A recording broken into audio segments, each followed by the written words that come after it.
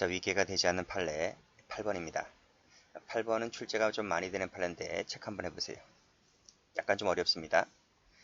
자, 피고인이 그가 경영하던 공장을 공소의 갑에게 양도를 했다. 양도를 하면서 어떤 약정을 합니다. 그 약정이 뭐냐면 미수 외상대금 채권 수금권을 포기하기로 하는 약정입니다. 그럼 그 약정을 지켜야 되잖아요. 근데 피고인이 약정을 안 지켜요. 자, 이를 외상채무자들에게 고지하지 않고 외상대금을 수령했다는 부분인데 여기를 세무쳐 볼게요. 외상대금을 수령했다. 이 부분이 이 공소외인의 공장 경영 의무를 방해한 것으로 볼 수 있느냐의 문제입니다. 자, 볼게요.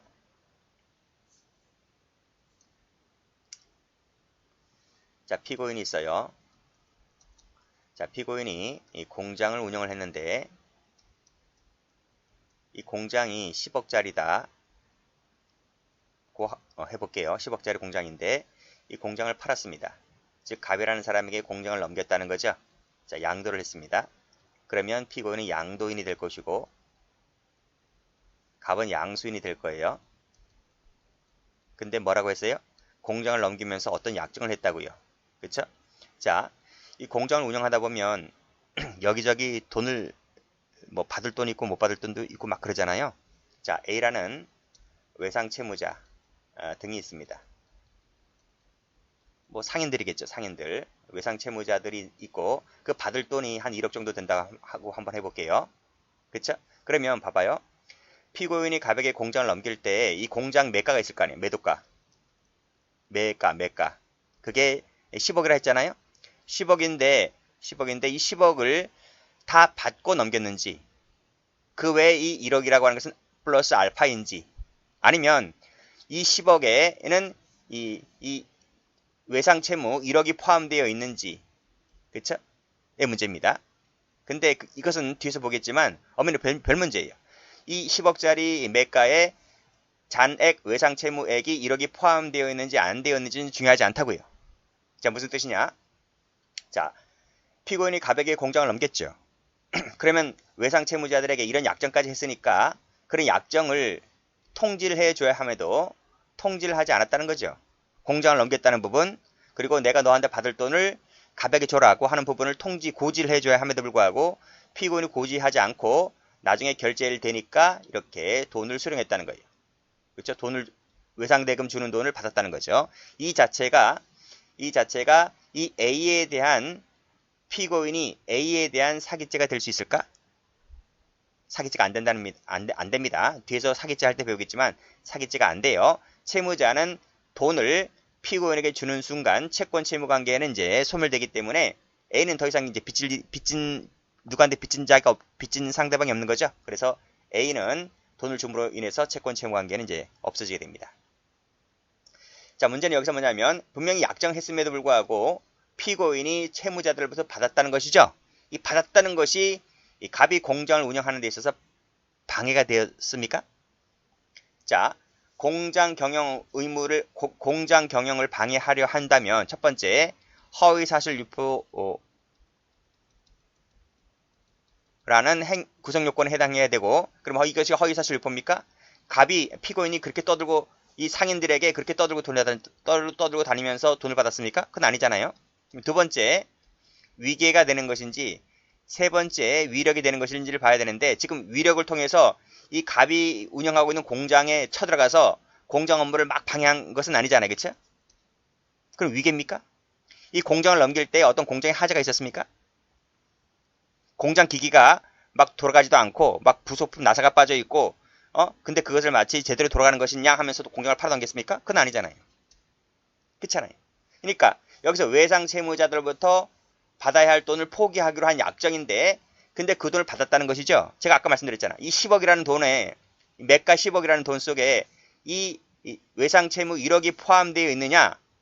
포함되어 있다고 한다면 내가 그 1억을 받았잖아요. 그럼 나중에 1억을 주면 되는 거지. 그것이 당장 주든지 1년 후에 주든지 10년 후에 주든지 주면 되는 거잖아. 그럼 별 문제잖아요. 공장 경영 업무와는 별 문제잖아요. 공장 경영 업무를 방해하는 것은 형사 문제고 돈을 받은 돈을 너에게 준다 안 준다의 문제는 민사 문제이기 때문에 이것은 엄연히 차원이 다른 겁니다. 그래서 이것은 뭐다? 형사상의 공장 경영 업무를 방해하지는 못했다 라고 하는 거죠. 그렇게 정리하시면 됩니다. 자, 그래서 다시 한번 체크를 하면 여기 세모 치시면 돼요. 이것은 밑에 공장 경영 업무를 방해한 것이 아니다. 자, 됐고. 자, 9번 가볼까요? 자, 소외 어장의 어장 대표자였다는 거죠. 피고인이 어장 측에 대한 허위 채권을 주장하면서 후임 대표자에게 인장 인도를 거절합니다. 인장 인도를 거절하니까 후임 대표자가 만기 도래한 어장 소유의 예탁금을 인출하지 못했고 결국 검사도 받지 못한 결과를 초래하였다. 이것이 그 어장 관련된 그 선박 검사 업무를 방해한 것으로 볼 수 있느냐의 문제입니다. 될 수 있어 안 될 것 같아요. 제가 말씀드렸잖아. 죄가 되려면 구성요건 3개 중에 하나는 되어야 한다고요. 허위사실 유포인지 위견지 위력인지 그 3개 중에 하나가 되어야 하는 것인데 단순히 허위의 채권을 주장했다는 이 하나만 갖고서는 그 행위태양 3가지 중에 어느 하나도 해당되지를 않습니다. 그래서 업무방해죄는 되지 않는다는 것이죠. 그런 얘기를 마지막 줄에 하고 있어요. 그렇죠? 다음. 자, 이건 78년대. 자, 서비스표를 피해 회사보다 시간적으로 먼저 등록했다. 먼저 등록하면 이것이 업무방해죄가 됩니까? 두 번째, 서비스표 제작에는 실제로 관여하지 않았다. 그러면서 서비스표 등록 출원을 했다. 아니, 제작과 출원은 원래 같은 사람이 해야 됩니까? 별 문제잖아요. 제작하는 사람 따로 있고 등록 출원하는 사람 따로 있을 수가 있잖아요. 그렇죠? 그래서 먼저 등록 출원을 했다는 점, 제작에는 관여하지 아니하면서 출원을 했다라고 하는 점, 그것은 엄연히 별 문제이기 때문에 이것만 갖고서는 뭐다? 행위태양에 해당되지 않는다는 거죠. 허위사실 유포도 아니고 위계도 아니고 위력도 아니고 결국은 죄가 되지 않는다는 판례입니다. 자, 전자금융사기 아시죠? 보시피싱 말합니다. 여기서 이 하루 거래하는 무매체 입금 거래 제한을 두고 있는데 은행에서 1인 100만원 100만원 한도 제한을 걸고 있습니다. 그러니까 1일 한 사람이 하루에 100만원밖에 송금이 안 돼. 이 제한을 회피하기 위하여 이 피고인이 어떻게 했느냐면 제3자의 이름을 주민등록번호를 입력하게 되죠. 입력하게 되면서 쪼개기로 송금하게 됩니다. 그러니까 뭐 여러 명이 한 10명 정도 있다면 한 사람 A, B, C, D, E, F, G라고 하는 여러 사람들이 있다면 그 한 사람당 100만원씩 계속 송금하는 거야. 이렇게. 그럼 10명이면 1000만원 송금하게 되는 거죠. 이렇게 쪼개기 송금을 한 것인데 이 쪼개기 송금이 업무방해죄에 될 수 있느냐, 즉 그 중에서 위계가 될 수 있느냐라고 하는 부분인데 잘 보세요. 여기서 보시면 제3자의 주민등록번호를 입력을 했다 했잖아요. 이 입력한 것이 위계입니까? 이 주민등록번호를 입력을 해야지, 정확하게 입력을 해야지 송금이 가능하잖아요. 하나라도 오타가 나면 송금 자체가 안 돼요. 그쵸? 그래서 이 입력 자체는 정확한 숫자를 입력을 해야 되는 것이므로 이 위계가 아니다고 하는 것입니다. 그러니까 이런 것을 처벌을 하려면 관련된 법을 새로 만들어야 돼요. 그 수법밖에 없는 거예요. 그래서 이 입력 자체는 뭐다? 위계라고 볼 수가 없다. 자, 12번 보시면 자, 쭉 읽어보시고 자, 변조한 게임 프로그램을 게시 유포하였다고 했을 때 이것이 위계에 따른 업무방해죄가 될 수 있을까? 라고 하는 것인데요. 요 밑에 조그만 글씨 있죠? 화살표되어 있는 부분. 접속을 해야지만 프로그램을 설치 실행해서 서버에 접속했을 때 한해서 위계가 될 수 있는 것이지 접속 자체를 안 했다면 즉 게시만 또는 유포만 했다는 것만으로는 위계에 따른 업무방해죄가 되지는 않는다. 이 업무방해죄는 미수범 처벌정이 없다 그랬습니다. 착순될 수 있을지 몰라도 미수처벌정은 없기 때문에 무죄인거야. 자, 그 정도에서 정리를 해두시면 돼요. 여기 세모 치시고 자, 13번도 옛날 판례이긴 한데 좀 오래됐죠? 오래됐는데 최근에 출제가 됐습니다. 피고인들이 주류 판매 업대부 알선의 행위로 형사처벌을 받은 전력이 있어요. 그 업주로 하여금 행정처분을 받게 하기 위하여 노래방에서는 주류 판매하면 안 되나? 뭐 맥주 같은 거 팔 수 있잖아요. 근데 문제가 됐다고 해서 이 접대부라는 거죠. 그렇죠? 행정처분을 받게 할 목적으로 주류 제공 및 접대부 알선을 요구를 했다. 그래서 신고를 했다. 이것이 노래방 업주의 업무를 방해했습니까? 우리 업무 방해죄 할 때 그랬잖아. 형법적으로 보호가치 있는 것만 업무가 된다. 그쵸? 접대부 알선이 형법상 보호가치가 있는 것은 아니잖아요. 또 만약에 이 업주를 잘 이해하셔야 돼요. 이 업주가 이 형사처벌을 받은 전력이 있었다 했잖아요. 그러면 이 업주는 이것을 자기 업으로 하네. 주류 판매하는 거 접대부 알선 자체를 자기가 업으로 하는 거네. 그렇잖아요. 근데 그 업으로 하는 것을 요구를 한 거잖아요. 그 업으로 하는 것을 그 업대로 요구를 했는데 그게 무슨 업무방해죄야. 그렇잖아요. 만약에 이 업주가 착한 사람이라서 이걸 자체를 판매를 안 해요. 주류도 판매하지 않고 접대부도 알선하지 않습니다. 순수하게 노래방만 하는 사람이에요.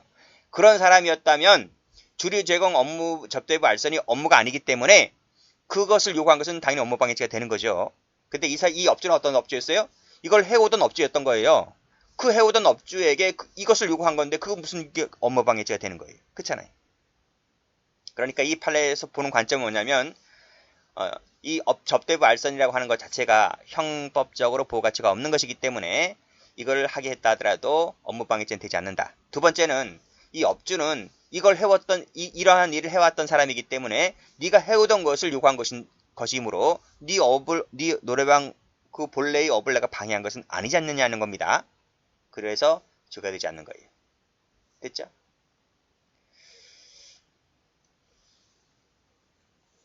그래서 여기서는 여기다 형사처벌을 받은 전력이 있다. 그쵸? 전력 세모 치시고 이런 전력 있는 사람이라고 한다면 밑에 주류 제공 접대부 알선을 요구했다 하더라도 업무방해죄가 되지를 않는다. 위계를 쓴 바는 없다. 이렇게 보시면 되겠습니다. 색깔 칠해 볼까요? 여기 색깔, 여기 색깔, 먼저 색깔, 출한 색깔, 쪼개기 송금 색깔, 게시유포 색깔, 전력 색깔. 이것은 전부 다 죄가 되지 않는다. 됐고, 다음 거 볼게요.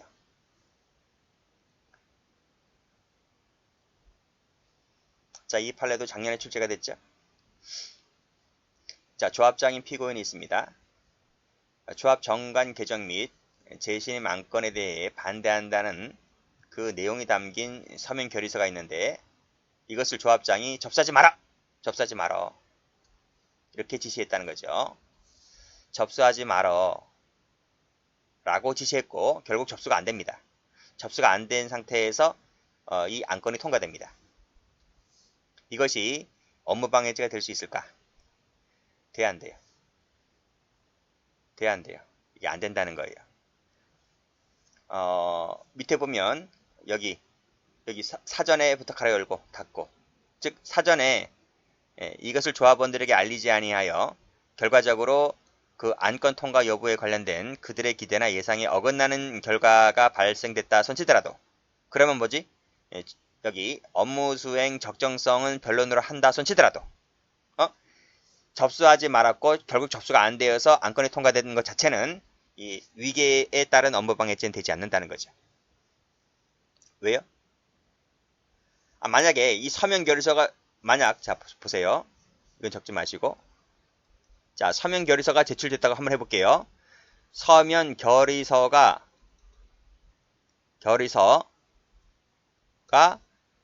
접수가 되어서 제출됐습니다. 그렇죠? 그런데 이 서면 결의서가 조작된 거야. 조작된 거야. 그러면 이건 자체가 위계가 되는 거죠.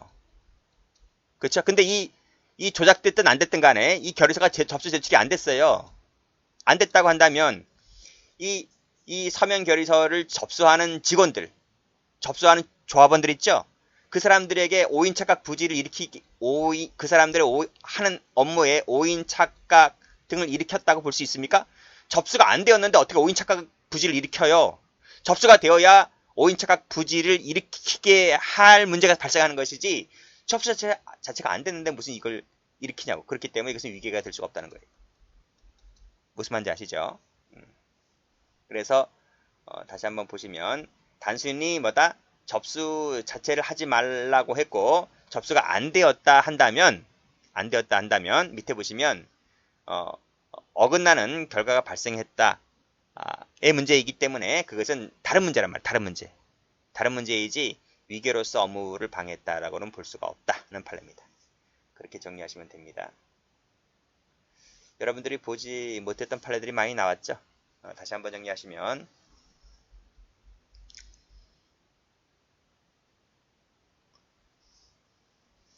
뭐 11번도 그렇죠? 11번도 최신 판례이고 그래서 아직까지는 한번 출제됐습니다. 그래도 최신 판례긴 한데 작년에 출제가 됐어요. 앞으로도 뭐 계속 나올 것도 같고 여기 노래방 사건도 마찬가지고 이 사건도 마찬가지입니다. 서면 결의서 접수 사건도 마찬가지고. 자, 마지막 판례입니다. 자, 사실관계 쭉 읽어보시고요. 자, 네 번째 줄 보면 허위 답변만을 그대로 믿고 세무칩니다. 추가적인 확인 조치 없이 계좌를 개설해 주었다라고 하는 것은 충분한 심사가 아니라 담당자의 불충분한 심사에 기인한 것이기 때문에 본죄가 되지 않는다는 내용의 판례입니다. 자, 업무방해죄 위력입니다. 자, 위력의 대표적인 것이 폭행협박이죠. 그 외에도 정치적, 경제적, 사회적 이 지위나 권세를 이용하는 것도 위력이 될 수 있고요. 음식점에서 난동 부리는 거, 그 다음 출입문을 폐쇄시키는 거, 단전 조치를 하는 거 이런 것들이 위력의 사례로서 거론됩니다. 자, 판례 보죠. 자, 위력이란 그랬습니다. 폭력, 협박, 지위나 권세를 이용하는 것도 된다. 그쵸? 자, 이 업무방해죄는 추상적 위헌범이라고 했죠? 그래서 현실적으로 그 의사가 제압됨을 요하지 않습니다. 현실적 X. 다만 피해자의 자유의사가 제압되기에 족한 것이면 된다. 그거 봤죠? 자, 현실적 제압함을 요하지 않기 때문에 마지막에다가 추상적 위헌범이라고 쓰시면 돼요. 자, 됐고 색깔 칠하면 돼요. 이렇게. 자, 그 밑에 판례 역시 위력 나와 있죠? 위력이란 반드시 업무에 종사 중인 사람에게 직접 가해지는 것이 아니라 하더라도 즉 직접 가해지는 것 당연히 위력됩니다. 근데 거기에 한정되는 것이 아니라 일정한 물적 상태를 만들어서 이 물적 상태가 그 사람에 영향을 미치는 것도 위력이 될 수 있다는 얘기죠. 그렇죠? 그래서 여기다가 동그라미 칠할게요. 물적 상태 여기다 색깔 칠하시고 여기서 직접이란 말을 했기 때문에 그러면 일정한 물적 상태를 만들어서 이 물적 상태가 영향을 미치는 것은 아하 간접적이겠구나 이렇게 이해하시면 됩니다. 그래서 위력이란 이 문제를 던져주고 이 판례를 던져주고 위력은 반드시 직접 가해지는 것만 된다. 그리고 물적 상태를 만드는 것은 포함되지 않는다 하면 틀립니다. 자, 다음 판례. 여기 또 나와 있네. 그쵸? 위력이란 제3자를 통해서 간접적도 된다. 그쵸? 자, 올라가 볼게요. 자, 무슨 광역시 택시 운송사업조합 새마을금고 임원이 되기 위하여는 어떠한 조합은 자격을 갖춰야 하기 때문에 그 새마을금고는 사실상 조합의 영향력 하에 있었다는 거죠. 즉 조합은 금고에 영향력을 행사했다는 겁니다. 자, 그 권고사항을 따르지 않을 수 없는 지위에 있다. 즉 조합의 영향력이 있기 때문에 무조건 조합 말을 따라야 된다는 거죠. 이때 조합 이사장 지위에 있는 갑, 이 사람이 조합 이사장인데 이 갑이 이 금고에 공문을 보냅니다. 공문을 보내면서 광고를 중단하라고 했다는 거지. 그러면 이 새마을금고는 조합장 말을 따라야 되겠지? 그렇잖아요. 자, 여기서 이 금고가 조합장이 우리에게 이런 공문을 보내서 광고를 중단하라고 한 것이 이 금고의 업무를 방해했다고 볼 수 있습니까? 여기 봐봐요. 꺽쇠 2번을 보면 정당한 권한을 행사했다. 라고 볼 수 있을 때는 밑에 위력이 아니다는 거죠. 그 얘가 뭐야? 얘가 뭐야? 아, 사장인지 뭐야, 사장. 또는 직장 상사. 아, 사장이 직원에게 이거 하라 저거 하라 그러는 것이 업무방해죄입니까? 어? 아니, 직장 내에서 직장 상사가 부하 직원에게 일 시키는 것이 업무방해죄입니까? 그건 아니잖아요. 그쵸? 따라서 밑에 보시면 따라서 제3자 가로 열고 어떤 조치를 취하게 하는 등으로 상대방의 업무를 곤란을 야기하거나 그러한 위험이 초래가 되었다 손치더라도 행위자가 누구야 여기서는? 조합장이지. 제3자 의사결정에 관여할 수 있는 권한을 가지고 있다. 권한이 있다. 세모. 지위에 있다. 라고 할 때는 이 업무방해죄가 안 되는 거죠. 그쵸? 그래서 여기서는 누구다? 조합장이란 말이야. 조합장. 이 조합이사장이라는 사람이 이 금고에 공문을 보내서 뭐뭐 콩 나와라 밥 나와라 했다 하손치더라도 이 조합이사장은 뭐다? 그렇게 지시를 내릴 만한 정당한 권한을 가진 사람이기 때문에 업무방해죄가 되지 않는다는 판례입니다. 그렇게 같이 정리를 해두시면 돼요. 출제가 된 적이 있죠. 그래서 여기 색깔, 조합이사장 색깔.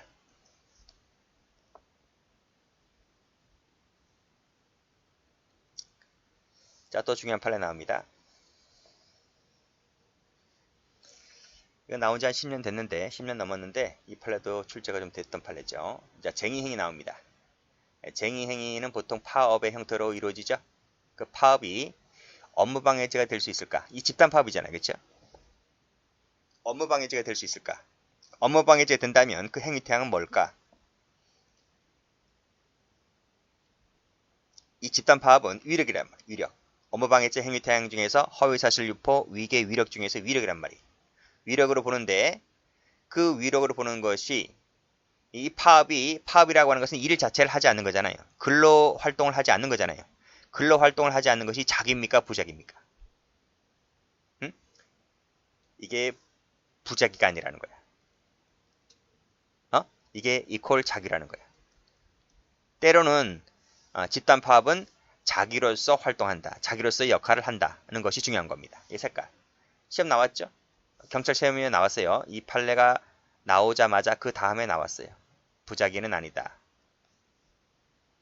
자, 됐고. 두 번째는 뭐냐면 쟁의 행위를 하면 언제나 업무방해죄가 되냐의 문제입니다. 그건 아니라는 거예요. 또 여기서 보시면 자, 집단적으로 근로제공을 거부하죠. 집단적으로. 이 파업이야. 파업. 이 파업이 당연히 위력이다. 당연히 위력이다. 고 보았던 판례를 당연히 위력이 해당돼서 당연히 업무방해죄 된다라고 하는 그 옛날 판례를 지금부터 바꾸겠다. 그 말은 어떻게 바꿔? 이렇게 바꾸는 거지. 쟁의행위로서의 파업은 언제나 업무방해죄가 아니다. 옛날에는 그렇게 봤는데 지금은 그렇게 보지를 않겠다. 이런 말이죠.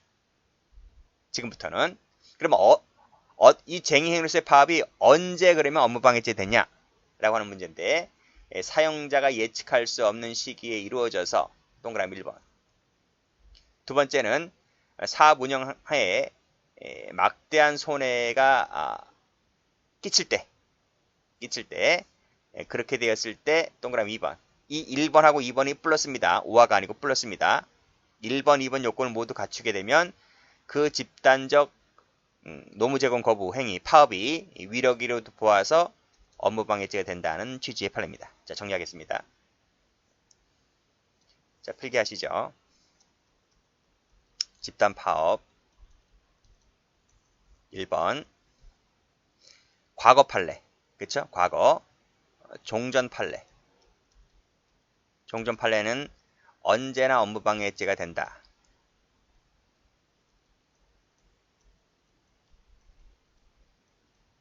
고 보았습니다. 근데 이 판례가 어떻게 바뀌죠? 현재에는 언제나 업무방해죄 되는 것이 아니라 사용자가 예측할 수 없는 시기에 이루어져서 그쵸? 플러스 예측할 수 없는 시기에 이루어지니까 긴급 대체 인력이 투입되지 못하는 거야. 지하철 파업, KTX 파업 생각하시면 돼요. 갑자기 지하철 근로자들이 파업을 해버리니까 코레일 측은 대체 인력을 투입하지 못하잖아요. 군인들, 퇴역하신 분들, 그렇잖아요. 이런 분들을 빨리 투입시켜야 되는데, 그래서 시민들의 그 아침에 출근하시는 분들 지장 없게끔 해야 되잖아요. 근데 그 투입을 못하는 거야. 그래서 이 사건 때문에 이 집단 파업 때문에 그때 지하철 말고 그 KTX 그쪽일 거예요. 화물하고 이쪽에서 수백억 피해를 봤어. 수백억. 코레일 측에서. 그래서 이 판례가 판시하고 있는 바는 뭐냐면, 너네가 긴급적으로 일시적으로 확 파업을 해버리니까 이 사용자 측에서는 예측할 수 없었다. 그래서 긴급 대체 인력도 투입하지 못했고 수백억에 해당되는 막대한 손해를 입었다는 거지. 그랬을 때 한해서는 뭐가 된다? 이 집단 파업이 업무방해죄가 될 수 있다. 이런 식으로 바뀌었어요, 판례가. 정리하시고. 그 다음에 세 번째는 뭐냐면, 이 집단 파업은 자기란 말이 자기. 자기이지 부자기는 아니다. 이것도 기출된 적이 있어요.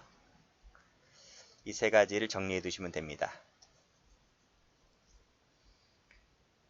됐죠? 다음 페이지 갑니다. 자, 소비자 불매 운동이네요. 자, 소비자 불매 운동이 업무방해죄에서 말하는 위력이 될 수 있을까? 의 문제입니다. 되기도 하고 안 되기도 해요. 그러니까 단정해서는 안 된다는 거지. 무조건 된다라고 하면 안 된다는 거지. 될 수도 있고 안 될 수도 있으니까. 그럼 어떨 때 되냐라고 하는데, 밑에 보시면 그 소비자 불매 운동이 사회 전체 법질서상으로 용인될 수 없을 정도가 되었을 때에는, 그때는 위력이 될 수 있다는 거야. 반대 해석해 볼까요? 소비자 불매 운동이 용인될 수 있을 때는 죄가 안 되지만 용인이 될 수 없을 때는 죄가 된다. 이런 얘기입니다. 됐죠? 그래서 소비자 불매 운동이 헌법에서 정한 소비자 보호 운동 요건을 갖추지 못하였다 하더라도 이것이 언제나 위력이 되는 것이 아니라 용인될 수 없을 때에는 죄가 되는 것이고, 용인될 수 있으면 죄가 되지 않는다. 이런 취지로 이해하시면 되겠습니다. 출제 한번 되었죠. 자, 업무방해죄 위력은 원칙적으로 피해자에 대하여 행사되어야 하기 때문에 제3자의 경우에는, 자, 이 제3자 세모 쳐볼게요. 제3자의 경우에는, 제3자는 피해자가 아니잖아요. 그래서 제3자의 경우에는 제3자에게 위력이 행사되었다 하더라도 이 자체만 갖고서는 피해자에 대한 업무방해죄는 되지가 않는다는 거예요. 원칙적으로. 다만 이 제3자랑 피해자랑 동일시가 될 수 있다면 그때는 제3자에게 행사되는 위력도 동일시가 되기 때문에 제3자에게 행사하는 위력은 곧 이것이 피해자에 대해 행사하는 것이나 마찬가지겠지. 그때는 업무방해죄가 될 수 있겠지만 동일시가 될 수가 없다면 피해자에 대한 업무방해죄는 되지 않는다는 얘기입니다. 그래서 여기를 가로 열고 닫고 그래서 필기를 이렇게 하시면 돼요. 자, 이쪽으로 끄집어낼까요? 끄집어내서 원칙적으로는 제3자에 대해서 위력을 행사할 때는 원칙적으로 피해자에 대한 뭐다? 업무방해는 안 된다. 다만 예외가 있습니다. 그 예외가 뭐냐면 제3자랑 피해자랑 동일시가 된다면, 그치?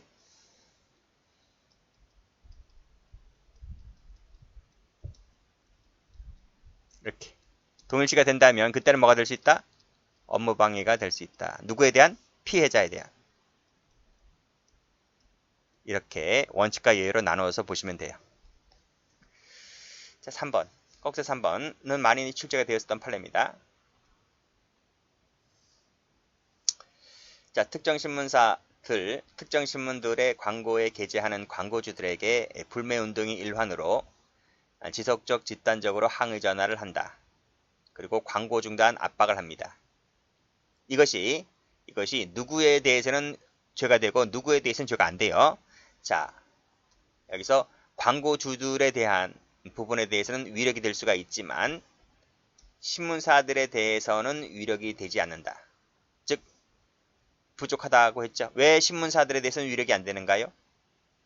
여기 광고주들에 대한 불매운동의 일환으로 지속적 항의 전화하고 광고 중단 압박을 해버리잖아요. 그치? 신문사들에게는 압박이 되나 이게? 아, 신문사들은 니네 광고 안 받으면 돼. 니네 광고 안 받고 다른 회사 광고 받으면 되는 거야. 아, 줄 섰어. 돈 주고 우리 광고 내주세요. 라고 줄 섰다니까요. 그러니까 신문사들에 대해서는 압박이 안 돼요. 딴 광고 받으면 되니까. 근데 광고주들에 대해서 이렇게 항의 전화 오고 막 압박 들어오면 광고주들은 진짜 불안하지. 그렇잖아요. 그러니까 예를 들면 뭐 그 대기업 있잖아요. 대기업. 남양유업 있었죠. 남양유업. 그 문제 많죠. 그 여자 마약하고 그 손녀딸인가 누군가 걔 마약하고 옛날에 그 남양유업 직원이 편의점 점장한테 막 갑질하고 그렇잖아요. 그래서 막 남양유업 막 불매운동 막 일어났었던 그거 생각하시면 됩니다. 그래서 이런 것은 이 남양유업 광고주들에 대해서는 위력이 될 수는 있겠지만 신문사들은 뭐 그렇잖아요. 상관없단 말이에요. 그런 취지로 이해하시면 되겠습니다. 자, 됐고. 자, 판례 좀 더 볼까요? 자, 정치적인 의사 표현을 하는 집회나 행위가 역시 용인될 수 없을 정도일 때에는 당연히 죄가 됩니다. 용인이 안 된다. 용인될 수 없다. 그렇죠? 없다 동그라미. 자, 단전 조치를 하는데요. 이 단전 조치가 죄가 되는 게 있고 안 되는 게 있어요. 그것이 총회 결의에 의하여 자기네들끼리 모여서 그렇죠? 자기네들끼리 모여서 결의해서 누구네 집 점포 끊어버려, 물 끊어버려, 전기 끊어버려 라고 하면 이것은 위력이 될 수가 있다고 봤습니다. 그 전에 피해자에게 사전 통고를 했는지 여부, 회장 자격으로 단전 조치를 했는지 여부는 하등 죄 성립에 영향을 미치지 않는다는 거죠. 그렇죠? 여기 색깔 칠해 볼까요? 이건 죄가 된다. 이거지. 자, 그러면 반대되는 판을 한번 보겠습니다.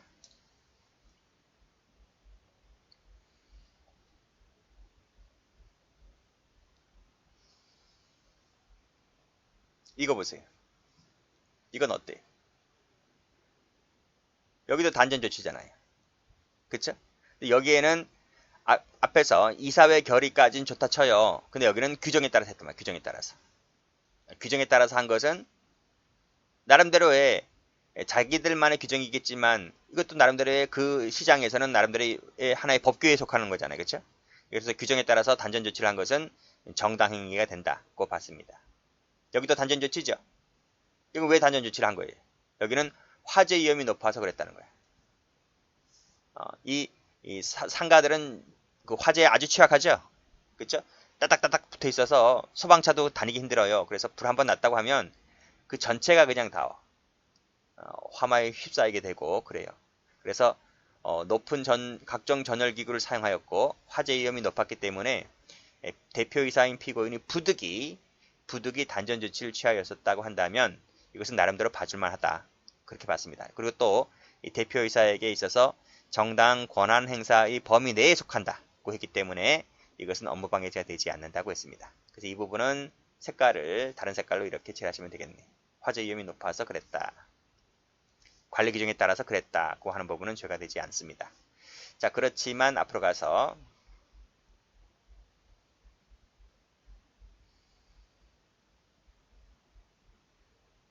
그치? 이 부분은 다시 한번 읽어볼까요? 시장 번영회를 상대로 잦은 진정을 하고 협조도 안 합니다.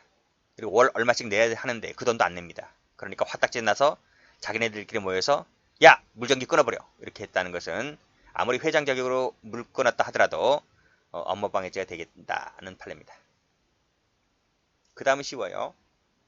그 다음을 보시면 자, 의장이 모든 출입문에 바리케이트를 설치하였다. 바리케이트 동그라미. 출입 통제한 것은 위력으로 업무를 방해했다고 볼 수 있는 것이고 트랙터 동그라미. 당연히 위력에 따른 업무 방해죄가 된다고 봤습니다.